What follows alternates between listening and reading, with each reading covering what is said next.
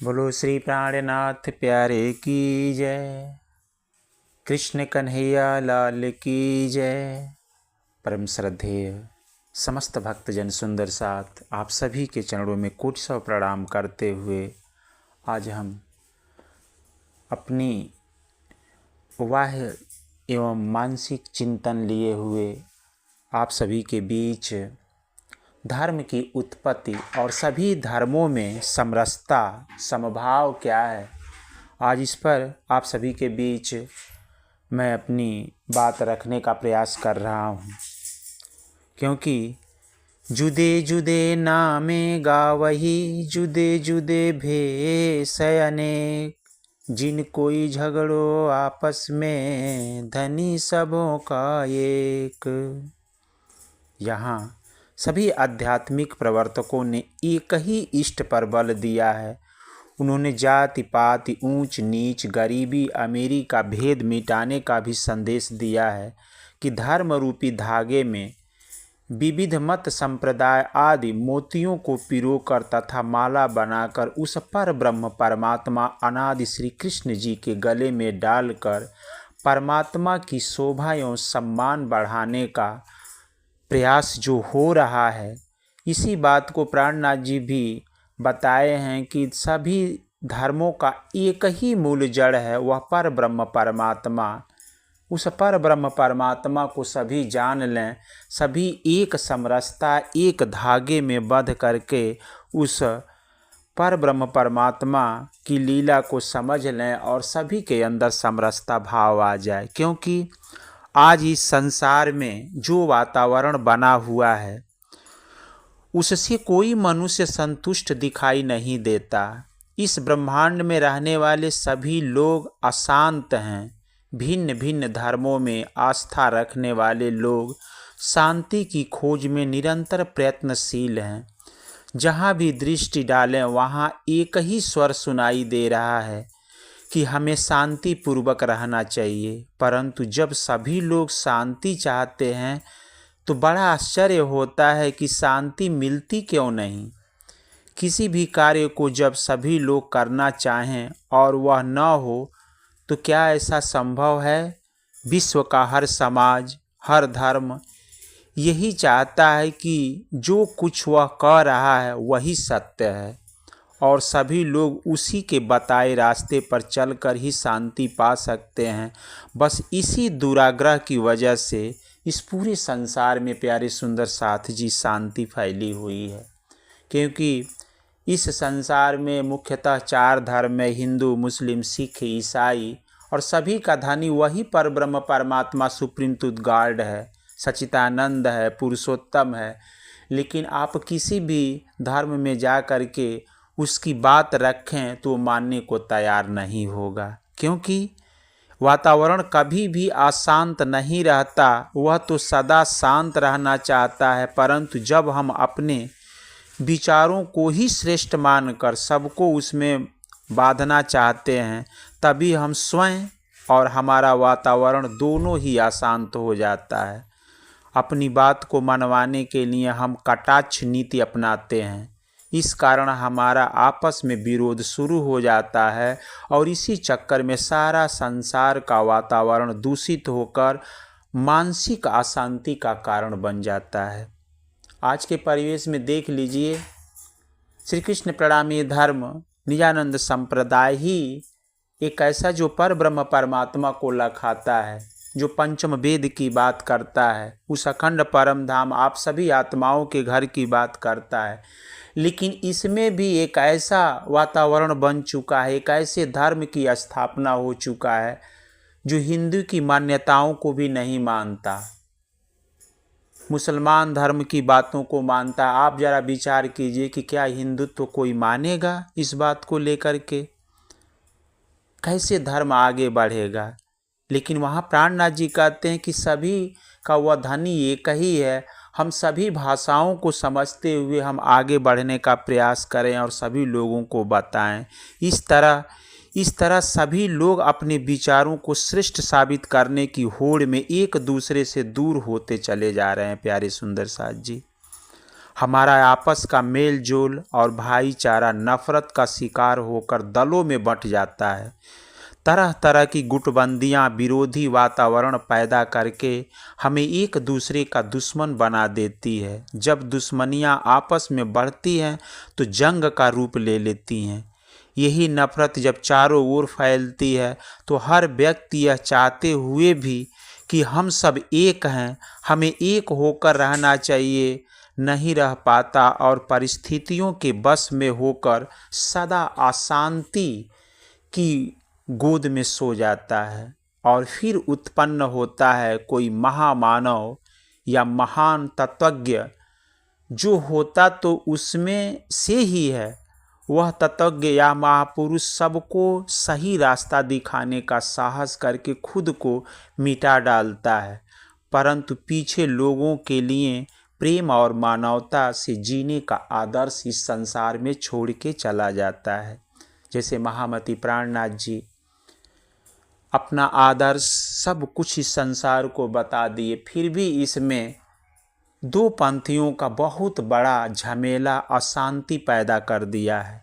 अब प्रश्न उठता है कि क्या सभी लोग उनके आदर्शों को मानते या उस पर अमल करते हैं या नहीं। यहाँ फिर वही कारण उत्पन्न हो जाता है कि वह मनुष्य जिस भी गुट या जाति का हुआ, सिर्फ वही लोग उसे समझकर उसके विचारों को अपनाते हैं और उस पर केवल अपना अधिकार जमाकर एक धर्म का लेबल लगा लेते हैं। जब यह विचार धर्म के बंधनों में फंसकर सीमित हो जाता है तो फिर दूसरे लोग उस विचारों पर चलना तो दूर की बात, उसे पढ़ना उचित भी नहीं समझते। वह विचार जो सबके लिए थे केवल एक गुट या एक जाति या एक धर्म के विचार बनकर सीमित हो जाता है। इस तरह जन्म लेता है हमारे धर्म। अलग अलग संप्रदाय, अलग अलग धर्म यहाँ से प्रकट हो जाता है। वैसे ही संसार में देखा जाए तो मुख्यतः 4 धर्म है, हिंदू, मुसलमान, सिख, ईसाई। इसमें भी जब लोगों को शांति नहीं मिलती तब पुनः हर धर्म से कई कई नए संप्रदाय, पंथ बनकर नए विचार बन जाते हैं। कोई भी मनुष्य इस बात पर विचार नहीं करता कि यदि हम मुसलमान हैं और हमारे हजरत मोहम्मद साहब ने जिन बातों का जिक्र किया है या जिस अल्लाह ताला के बारे में बताया है वही बातें कहीं हिंदुओं के महापुरुषों तो नहीं न कही। यही बात का जिक्र बाइबल में भी किया गया है या फिर सिख धर्म के गुरु नानक देव जी ने गुरु ग्रंथ साहब में भी किया है। यह विचारने की या समझने की कोई चेष्टा क्यों नहीं करता। सब अपने अपने धर्म को ही श्रेष्ठ मानते हैं। यही कारण है जो आज विश्व का मानव एक होते हुए भी अलग अलग इस संसार में प्यारे सुंदर साथ जी दिखाई दे रहा है। धर्म के नाम पर सारा वातावरण दूषित हो गया है। आपसी झगड़ों में उलझा मनुष्य अशांति का शिकार बनकर एक दूसरे को लूटने मारने में जुटा हुआ है। हर ओर अशांति ही अशांति फैली नजर आती है। हर धर्म में सत्य, प्रेम, करुणा हो तो आपस में धर्म के नाम पर अशांति फैलाने का क्या कारण है। जो कुरान पाक कह रहा है वही बात हिंदुओं के शास्त्रों में भी कही गई है, वही बात गुरु ग्रंथ साहब और बाइबल में भी कही गई है। यदि सब ग्रंथ एक ही बात कह रहे हैं तो हमें हमारे आपसी झगड़ा खत्म कर देना चाहिए प्यारे सुंदर साथ जी। जबकि मनुष्य जब इतनी बात समझ लेगा तब आपसी झगड़े खत्म हो जाएंगे और मानव मानव से प्रेम करने लगेगा, तब वातावरण ऑटोमेटिकली शांत हो जाएगा। और केवल इस वातावरण को शांत करने के लिए इस संसार में सन 1581 ईस्वी में सतगुरु देवचंद्र महाराज जी का उस अखंड धाम से प्रादुर्भाव होता है और यही इंसानियत को, हर इंसान को समझाने के लिए प्रेम लक्षणा भक्ति प्रकट होती है और इस संसार को बताती है कि आप सभी समरसता के भाव में, सभी एक दूसरे की भाव बनाकर, प्रेम बनाकर, धर्म का प्रचार प्रसार करके उस एक ही परब्रह्म परमात्मा धनी को आप सभी चिंतन करके, पूजा पाठ करके आप अपने आप को कृतार्थ हों।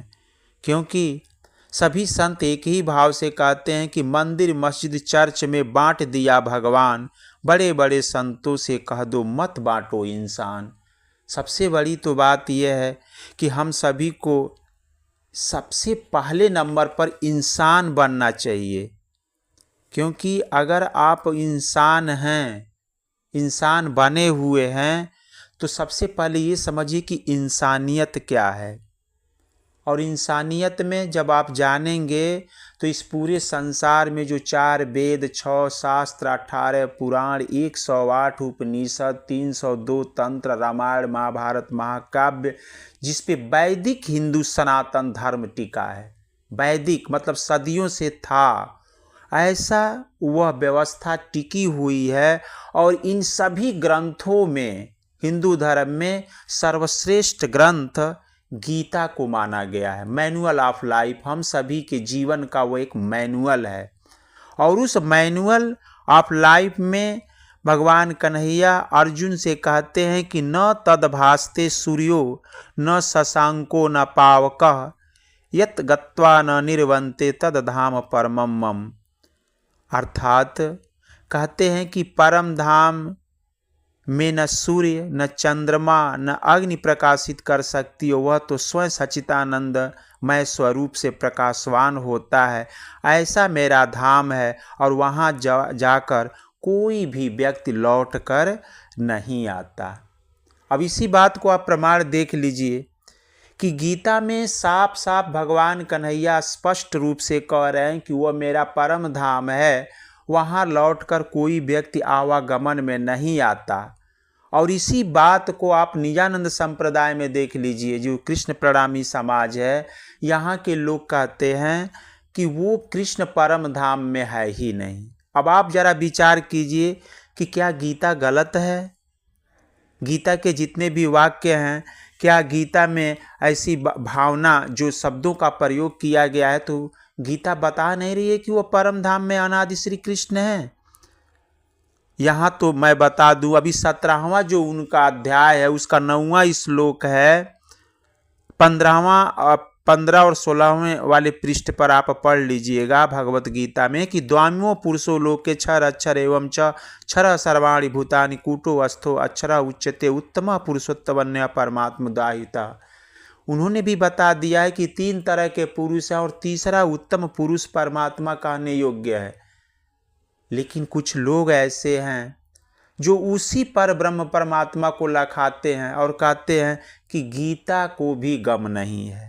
अब विचार कीजिए कि जिसको पूरे वैदिक हिंदू सनातन धर्म में गीता सर्वोपरि ग्रंथ है और गीता बता रही है कि हम वह 3 पुरुषों का भी वर्णन किया गया है, लेकिन इस संसार के लोग मानने को भी तैयार नहीं, गीता को भी नहीं मानेंगे और एक ही बात को मानेंगे, तो हिंदुत्व के अंदर वह समरसता, वह मानवता के अंदर समरसता कहाँ रहेगी? इसीलिए प्यारे सुंदर साथ जी, धर्म जो उत्पत्ति होता है वह टोटल हम सभी के विचारों के अंतःकरण भाव में प्रकट होता है। धर्म की एक ही परिभाषा है कि उसको धारण किया जाए और समरसता में धारण किया जाए, क्योंकि परमात्मा हम सभी के हैं। और अलग अलग जब हम सभी के मन बुद्धि में कुबुद्धि आ जाएगा, मानवता हट जाएगा, उस स्थिति में धर्म के अंदर अशांति फैल जाती है और वहाँ पर समरसता नहीं रहता है। इसीलिए प्यारे सुंदर साथ जी, आप किसी भी धर्म में चले जाइए, हिंदू, मुस्लिम, सिख, ईसाई, सभी का एक ही सिद्धांत है कि उस पर ब्रह्म परमात्मा को आप किसी भी भाव से पूजते हुए उसी एक को आप जानें। और जिस दिन आप एक को समझ लेंगे, उसी दिन आप सभी के अंदर समरसता का भाव हो जाएगा।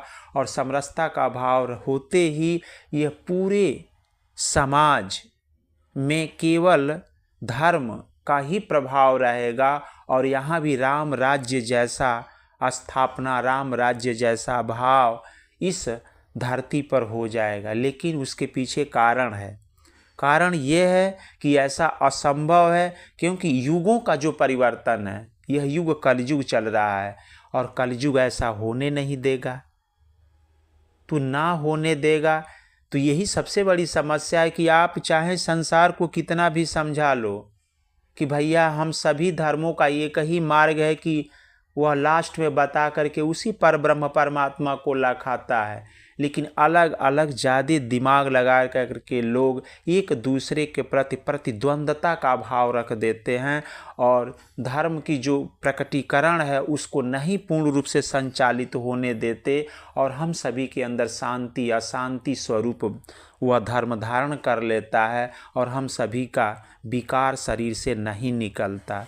इसीलिए प्यारे सुंदर साथ जी, आप इस बात को अच्छी तरह से समझो कि धर्म धारण करने वाली वस्तु है और जो भी शास्त्र मत बताते हैं वह धारण कीजिए, अच्छे विचार धारण कीजिए और उस पर ब्रह्म परमात्मा सच्चिदानंद अनादि श्री कृष्ण का चिंतन कीजिए जो वह एक है। और ज्यों यह भाव सभी के अंदर, वह भाव एक समरसता के रूप में आ जाएगा, एक गले के माला के धागा में पिरो लेगा, उस दिन समझिएगा कि धर्म पूर्ण रूप से संचालित हो रहा है और हम सभी केवल मानव की मानवता ही धर्म दिखाई देगी और हम सभी का कल्याण होगा।